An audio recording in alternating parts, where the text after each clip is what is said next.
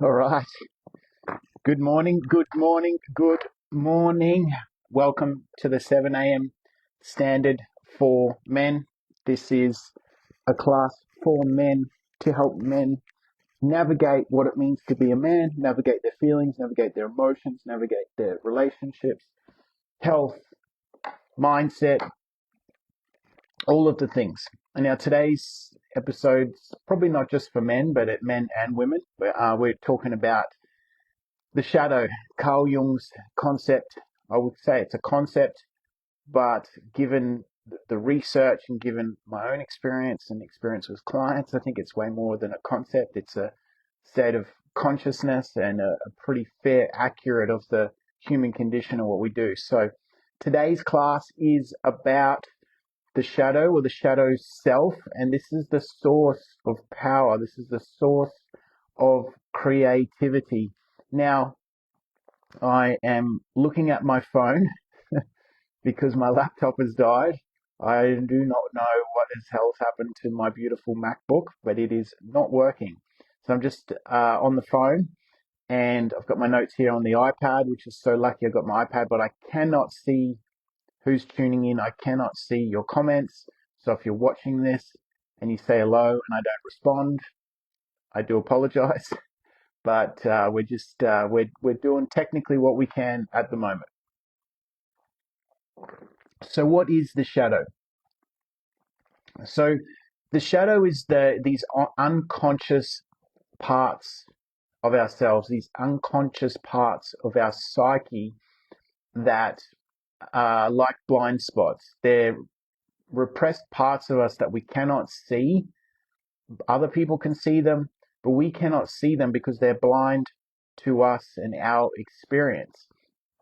Now, I think there's a common misconception about the shadow. The shadow, people think that the shadow is our dark side, right? And that can be true, but the shadow has positive and negative traits in it. And I'll explain more about what that means. But this is not the difference between light and dark, right? So humans have free will. We have both good and evil in us, and we have the capacity to choose good over evil and make God gave us, our Creator gave us free will. So that is a different topic that we can talk about at a deeper level, the darkness that's inside of all of us, and we get to choose the light. But the shadow is not that. The shadow is actually positive. It has positive and negative traits in it. But what it is, these repressed parts of ourselves, there's just this immense source of power and creativity in our shadow, because that is the part of us that didn't align with our worldview that we repressed, right? So the thing with the shadow is how it's formed is we want to remain consistent with our identity as we're growing up. We want to remain consistent with who we believe we are as we're growing up. Now, the part of us has been put into the shadow is the reason why we do that, because it's like if how I feel about myself and what I do doesn't align with my worldview, that or what something that's happened to me as far as trauma or anything like that doesn't align to my current worldview as a child, we repress that away to the shadow, right? So that part of us is repressed away. So we want to maintain a healthy identity with who we believe we are, not who we are, right? So, and our worldview, as we know, is shaped by our environment, shaped by our parents, shaped by our culture and our society. So who we think we are, like as we're growing up, if we like we have these moments of inspiration where there's this flamboyant child and we grow up in a family that's just straighty 180, and so those parts of us that doesn't align with that whole worldview that we grow up in, we repress. We push that to the shadow because it doesn't align with who we are. But when we repress that, we're repressing our true self, the true parts of ourselves that want to be expressed, that want power, that want to strive for big things, right? But if we just things constantly aren't in line with our worldview, we just repress, and that just builds in the shadow. And we have this idea about ourselves that we project into the world, right? And there's the purpose of our shadow, right? The purpose of our shadow is essentially for us to survive, right? And full disclaimer here, this is just a very basic understanding of the shadow. It's very complex. I'm in no means an expert on Jungian psychology, but this is just what I've seen in my clients, what I've known, and in my own experience, and what I've researched and learned over time. Now, the the when we have trauma or unmet needs and it's split off in the psyche, right? That it's to help us survive, right? Because if you think about our lives, we need to survive. We need to be in homeostasis. The whole idea of the human brain is like the limbic system, I think it is to keep us alive, right? To keep us in homeostasis away from danger. So if we have trauma or if we have unmet needs or something happens to us that doesn't align with who we are or who we think we are, or the trauma's too much to face, or the unmet needs and the sadness and the loss and the abandonment from our parents, our caregivers, siblings, society, whatever it is, that is too much for us to bear. So what we do is we just go, brain just goes, delete. I'm not dealing with that right in this moment, right? So that we can survive, so we can keep pushing forward. Because if you think about every time we had a traumatic experience, every time something bad happened to us, we'd just be like shutting down, and we wouldn't be able to survive and keep ourselves alive because we're constantly dealing with all of these traumatic experiences and issues that we have as children, as teenagers, and as adults, right? So it helps us cope with life. Like it helps us move through life despite all of these things, right? And we constantly, our mind, we lives through stories, right? So we create this story or this persona about who we are, right? And we start to live our life in relation to all of those stories. So we create a story about who we are, who we believe we are, what we accept, what we don't accept, and then all of that stuff in the shadow does not get entertained, right? But it never leaves us. So it's formed right in the early stages to go, this is me, this is not me. This is who I am, that's not who I not am, right? So then when the identity is formed, right, the opposite is repressed. So the opposite of how we feel is repressed. So I grew up seeing anger and violence when I was quite young. So what did I do? I repressed all anger, all aggression, all sadness, anything to the shadow. So I became the consummate nice guy, people pleasing, always smiling, always happy. Like every photo as a child, I was happy, just happy, smiling despite all of the violence and everything that I saw, right? So as a result, what does that do? That means I'm suppressing my power, suppressing my aggression. If I can't tap into anger, I can't tap into sadness. I very rarely cried as an adult. I didn't cry until probably 4 years ago, right? And I'm 50 now because I hadn't tapped fully into my anger. I'd repressed all of that anger. So that side of me was fully repressed. So I missed all of that power, all of that creative life force energy of not being able to tap into that anger. Because anything in my worldview was like, I'm happy, and the anger is repressed into the shadow, right? So that was unacceptable to me, it was inappropriate, so I just didn't deal with the anger, right? I just suppressed that. So there's four main reasons for repression, right? So there's ego preservation, right? So that is protecting our ego self, right? Like what we grew up absorbing. So our ego's formed between, they say, between 0 and 7, and it's unconscious. We are just absorbing things. We don't have any filters. So whatever we see with our parents, whatever we experience, we take on as reality, right? That's different to what our soul's alignment is, but we take that on. So anything that forms outside of that ego, that doesn't align with that, we repress, even if it's in an inherent nature. I hope you're following along here. Let me know in the comments and I can read it later. So then our worldview preservation, right? So what we think about the world and what we see and what we believe the world to be, right? So if we believe that the world, everyone's happy and loving and kind and creative, and there's other things that don't align with that, we repress them to the shadow, right? So anything that doesn't align with how we see the world, we repress away because it's too confronting to deal with.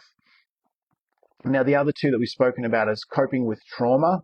Like if you've experienced trauma as a child, I'm sure you know all the different levels of trauma that kids experience. It's sad and it's horrific. So to cope, a child will repress that trauma away to the shadow. And then unmet needs, right? So we have these needs as children, and if there aren't like inherent needs for love, needs for connection, for closeness, for love, for all of these things, right? If we don't have that met, we repress that to the shadow as well because it's too hard for us to deal with. Now, if you were taught to be a good boy, right? If you were taught to be a good boy, like quote unquote good boy, so you smile, you do everything right, you perform for everyone to make sure that you're loved and connected. So any form of anger, any form of aggression, and any form of rebellion is shunned, right? So you push that anger, repression, all that anger, aggression, rebellion, you push that to the shadow, right? So you grow up being a quote unquote nice guy. So you never become fully expressed as an adult, right? You might deep down inside you've got this anger, this fire, this rebellious streak, and you see that in other people and you judge them, right? But what you're secretly doing is judging yourself because there's a part of that inside you, and I'll get to how we can unlock the shadow in a minute. But so you become this man that just plays it safe through your whole life, but you live a life of silent regret because a good boy just does what's required. A good boy just follows what society expects him to do. A good boy just says, yes, no, sir, 3 bags full, sir, we're done, right? He never really self-actualizes. He never really sees his own potential because he's limiting himself,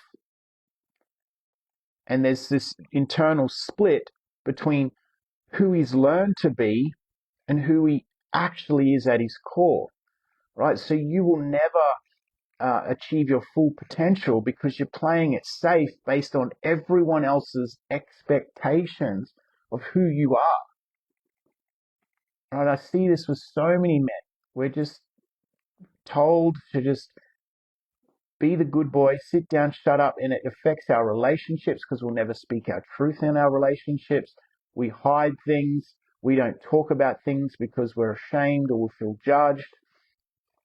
We continually put up with less than we're worth because we can't stand up for our needs. We can't ask for our needs to be met because when we're asking for our needs to be met, or we showed some form of aggression or some form of standing up for ourselves when we were children, bam, it gets slammed and you get shut down, right? So that part of ourselves is just this, and it's just like this quiet desperation in a lot of men where they just fucking want for so much more than they have. But that nice guy, that good boy that doesn't rock the boat, makes them settle for less.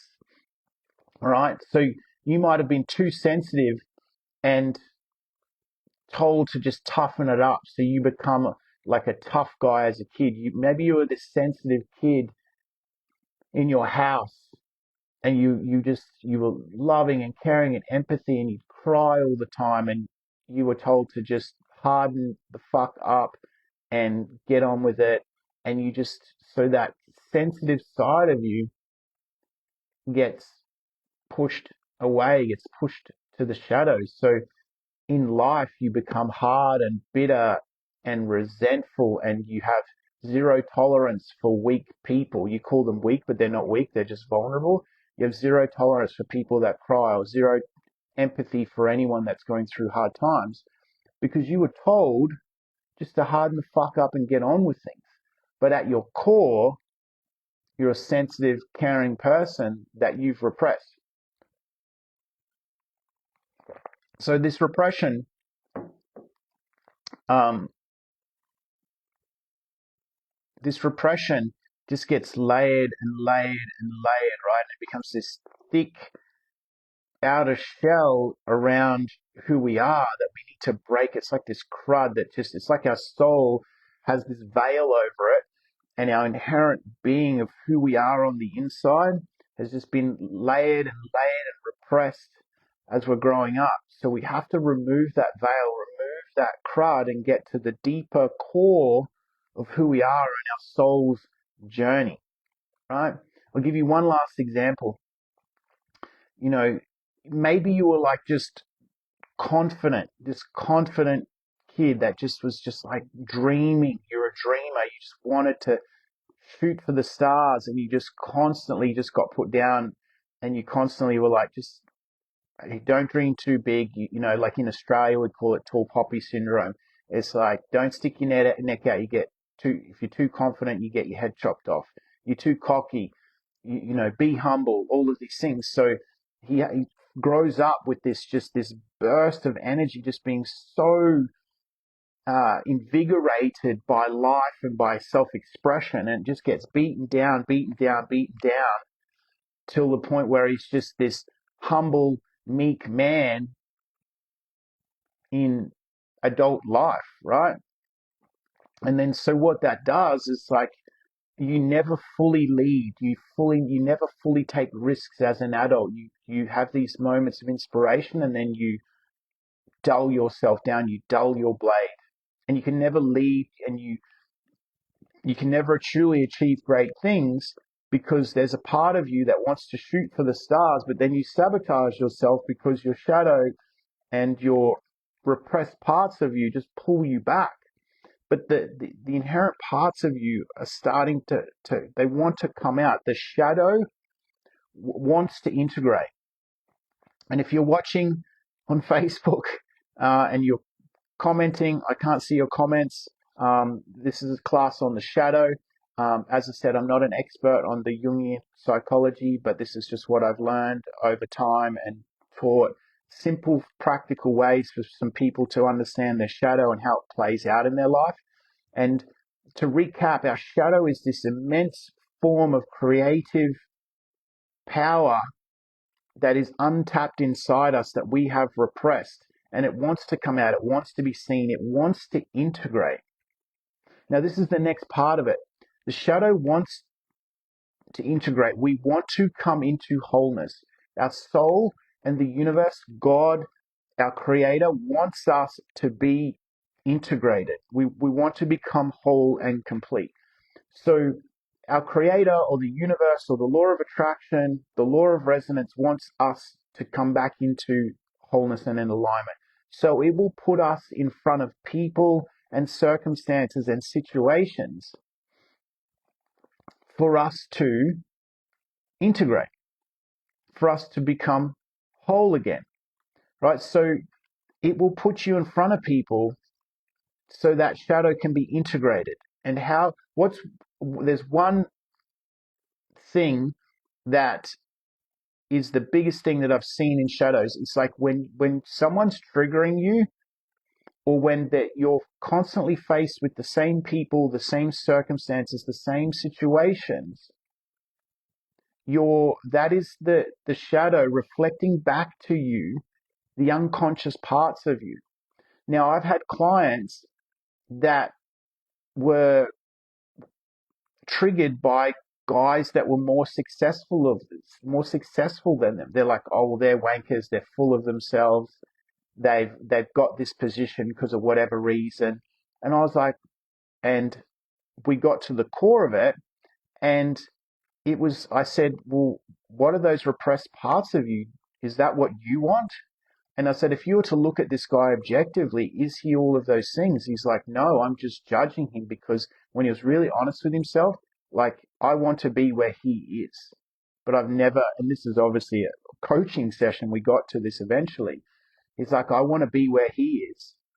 And I've held myself back because I didn't feel like I deserved it, or I thought guys like that were cocky and full of themselves. And so we realized that his shadow was him wanting to achieve great things, to be a leader, to be a pillar of society, to earn good money, to have a great car, to do all of these things. But he had repressed that part of himself because he was told that people with money are wankers, people like that are full of themselves, blah, blah, blah, blah, blah, story, story, story. Whereas the guy that he wanted to be like was none of those things. But in his shadow and his repression, he'd made a story about what this guy was. Now, I had another client that we were working through his shadow, and he was a builder, he would always attract the exact same clients. They would be a similar age to his parents. He'd do these incredible jobs, these incredible bespoke renovations on the house, and it was never good enough, right? So he was constantly trying to prove himself over and over again, repeating the loop to quote unquote his parents, right? Like these older couples that kept coming to him, kept presenting back to him his shadow of nothing's ever good enough. And this guy did incredible work.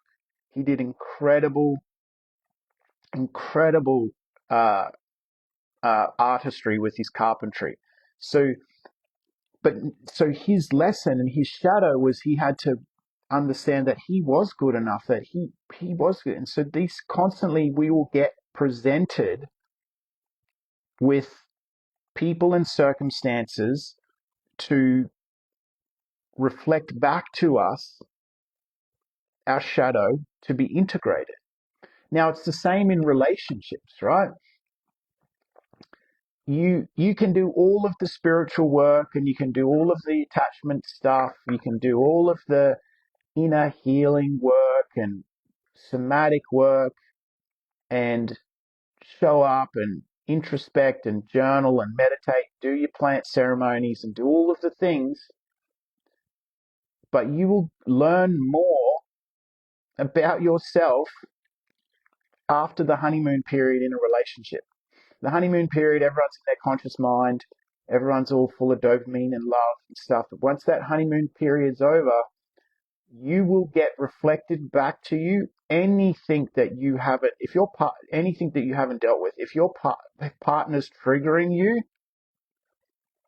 that is your unconscious shadow self for your unmet needs as a child, right? Like there is no greater mirror than a partner to reflect back to you the stuff that you haven't dealt with, right? But you can't deal with it in isolation. Like if you will, it's like a spotlight that shines on every part of you that you have not dealt with, right? It's it's it's beautiful and it's sad and it's hard at the same time. But if couples just knew and could talk about it, and like this is I think the cheat code of all relationships, and I'm by no means an expert in relationships in any way, but I am an expert of seeing patterns and codes in people, and when I'm presented with things, I'm quite good at taking responsibility to try to change that. I don't always get it right, but I'm good at least taking responsibility and seeing these things. But there's this thing is like couples just realize that whatever's reflecting back from your partner, that's something that you need to look at. It is not them. And if you can both do that and talk about it and realize that it's not the other person and it's you, your relationship will improve instantly. So how do we know that the symptoms of the shadow, right? It's lack of self-awareness, repression of love and bliss, happiness. Like if you struggle to feel love, if you struggle to feel connected, if you cut yourself off from yourself, you have massive distortions of what reality is. Because our shadow makes us distort what reality is, right? And it gives us blind spots. And the only way that we can see our blind spots is in our reflection from other people. It's like other people are a mirror to us. If there's people triggering you at work, if you're judging other people, like if you're judging someone, you need to look at yourself and go, why am I judging this person? What is it in me that's repressed that I need to look at? And this could be the hardest thing because you'd be like, oh, no, I'm not like that. Well, it's just like, hang on. Yeah, you are. If you're judging someone for being angry and aggressive and violent, you got to look at yourself and go, wow, then maybe there's parts of me that are angry and violent and aggression, right? And it's not saying that you need to integrate that and start being violent and aggressive and angry. No, but if you've repressed anger and violence and aggression in you, you you repress power, right? Like anger and violence and aggression in a man when it's harnessed gives him healthy power. He doesn't, because the guys that just go, well, I don't have anger issues. I'm not an angry guy. That's bullshit. You've repressed your anger, and I guarantee you it's coming out in passive aggressive, like snake tongue behavior. Frustration as well. Frustration that you want for more. Frustration that you're not where you need to be. Frustration at your wife, kids, whatever. Passive aggressive words that come out of your mouth that cut and wound. Because anyone that says anger issues to me, that say they don't have any anger issues and they don't get angry, has anger issues. They just repress them and they'll come out. I have people say, I don't have anger issues, and you get in the car with them and someone doesn't put a blinker on and they start beeping the horn and yelling and getting angry. So you have anger issues, right? So there's part of us that's repressed that we need to look at, right? So these blind spots are there everywhere for us to see, right? So it's so important to integrate our shadow for so many reasons, right? That there's so much creative power in the shadow because that's our true self. That's part of ourselves that was just not seen, not witnessed, not nurtured. Those unmet needs of love and care and connection that we're so desperate for as adults, right? But we will never allow that in until we integrate those parts of us. If you become hard, you need to integrate that part of yourself that was empathetic so you can connect more with other humans. If you want to have great success, you need to integrate that part of you that is full of themselves and is overly confident and overly cocky. If you witnessed anger like I did, and I repressed anger, so if I repressed all of that anger, that means I couldn't. And anger sits atop of sadness. I could never get angry So I couldn't experience anger. So I couldn't experience sadness. So then I didn't have any empathy for people because I was just flatlined, just happy, we're good. And I couldn't even connect deeply to love because if I'm flatline on anger and I can't experience sadness to the depth that we can experience sadness is to the depth to the height, that we can experience love.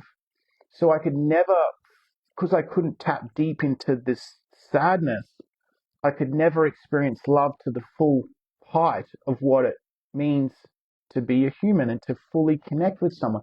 Or if someone was going through something, I could never feel empathy for them in the true way. I could be like, oh, I feel, blah, blah, blah. I could never feel how they felt because I had no access to that. But over the last probably 5 or 6 years, the more I've started crying, the more I started experiencing sadness, the more empathy, the more I can feel people's pain and feel for them and their experience. Over this last 6 months on this journey that I've been on through this like full contraction, this dark night of the soul, it's allowed me to have a deeper connection to what men go through, the pain that men go through when they're experiencing this later on in life, where they have this like death of the ego and this like, just what's the point of this life? Why am I even here? What's the point of my existence? I had a psychological and cognitive understanding of that, but I never knew the depth and the feeling of how they felt, right? But now, because I've allowed myself to go there and experience these things, it's allowed me to connect with them more. So I encourage you, I trust this has been valuable for you. If you have any questions, let me know in the comments. I hope I've done a reasonable job of explaining the shadow in the most basic form and how it affects you and the importance of integrating it. It's a journey that we all need to go on, and it's a journey that will unlock parts of you that you deserve in this life. So this is the 7 a.m. standard for men. I trust that you have the best day. No Jimmy and Tina today because I am on the iPad and the phone, but have the best day, and I will see you tomorrow.